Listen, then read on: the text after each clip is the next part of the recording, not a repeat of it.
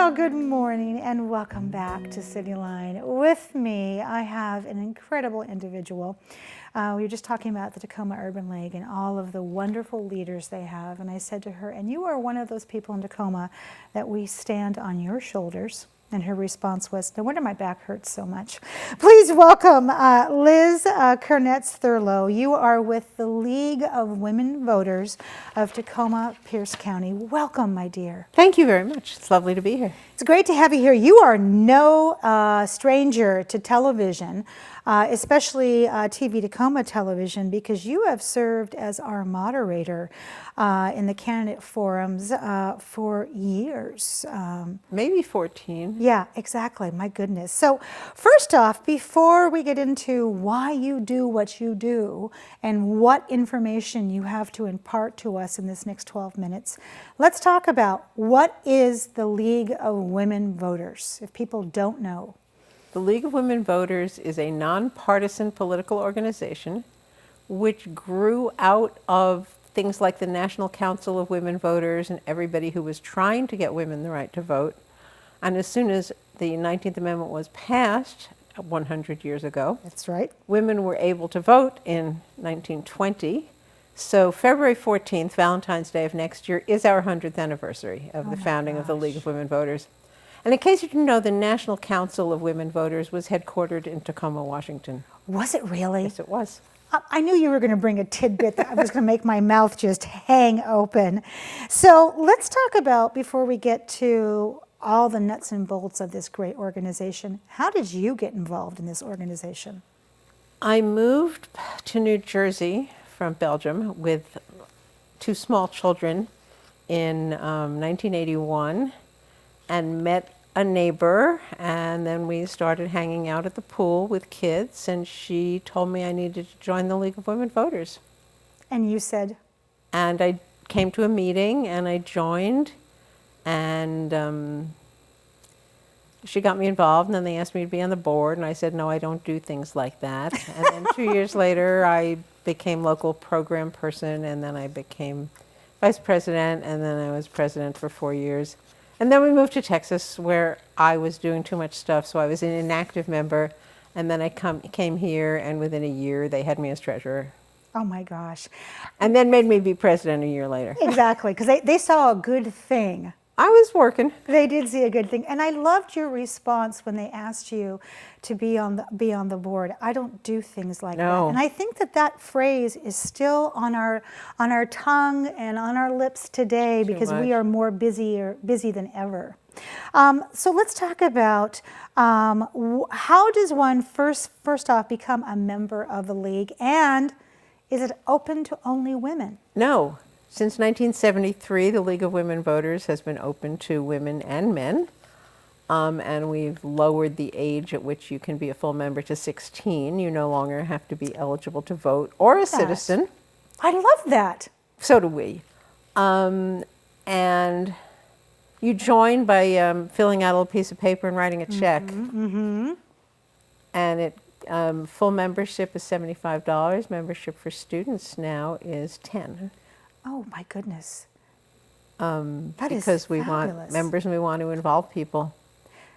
So if I were to become a member, what kind of commitment would I be looking at on a monthly basis? It depends on what you want to do, not necessarily any. I mean, there are people who are just members because they support us. Right. I've done that. Or you start coming to meetings and people would ask you to do other things and you say yes or no. But how involved you get is absolutely up to you. Okay, all right.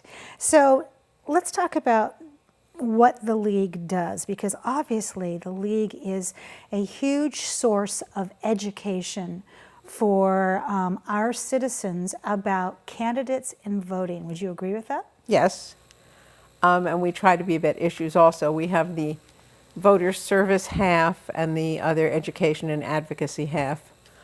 And I'm here because it's election season, as it so often is. And the primary election is August 6th, which is coming right up. Yes. And if you haven't voted, please do. And you can either mail your ballot in, and the post office says they should be mailed by the 2nd of August, if possible. Which is tomorrow. Which is tomorrow, as Yes. from when we're taping this. But you have until 8:00 p.m. on the 6th to drop your ballot in any drop box. Okay. And voting is important Why? because the people we elect are the people who get to make lots of decisions, and it comes from us. Yes. And if people don't vote, then they have no control over who gets elected. And, it's one of our rights and it's one of our duties. I love that. And the primary elections were only for races where there were 3 candidates or more. So Okay. we only have 4 local things on our primary ballot in Tacoma: 2 port, 1 school, and 1 council. In the fall, we have 3 additional council seats and an additional school board seat. And 2 people will survive each of these primary elections, and then we get to vote for one of them in November. So does the League of Women Voters take positions on issues and candidates? Issues, yes.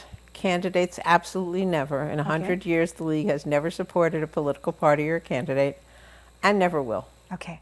But issues, yes.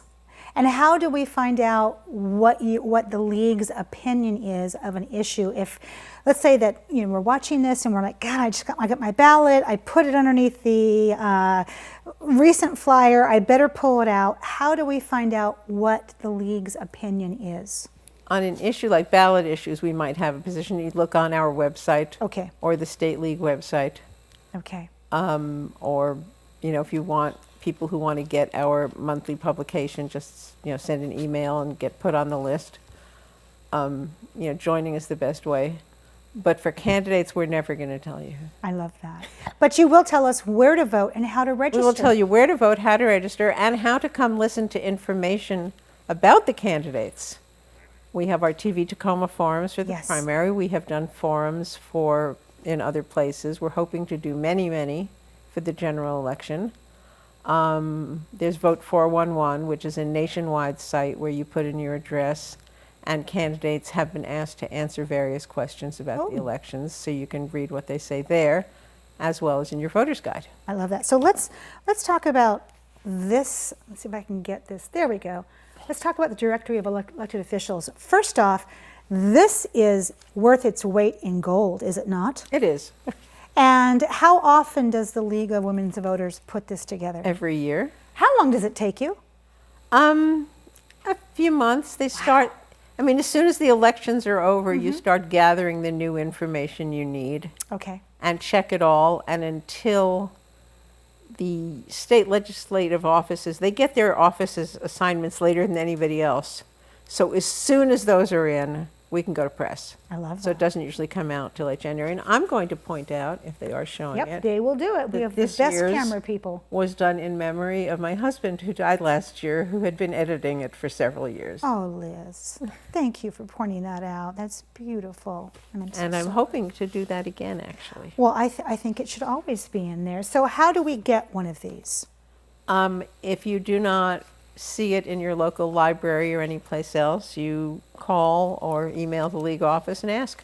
Perfect. And then And it's online. it's online. It's also online at our website. So, And online, they can update it whenever anything changes oh, that's perfect. or when we find mistakes.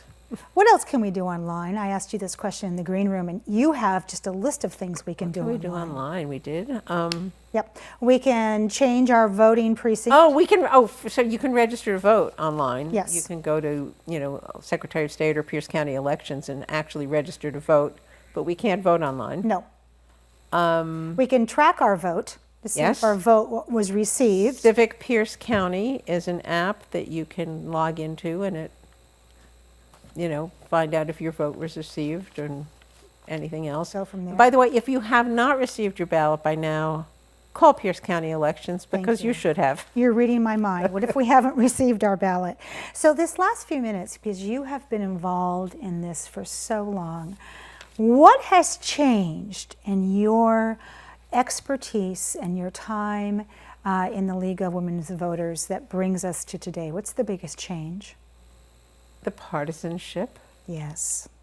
And it's harder and harder to be a nonpartisan organization, because the country is so divided, and so divided very specifically. when I joined the league, I was told that, people loved it because the Republicans thought we were Democrats and the Democrats thought we were Republicans, because we had our stances on all these issues. And it's harder now. It's all harder, and it's all about money.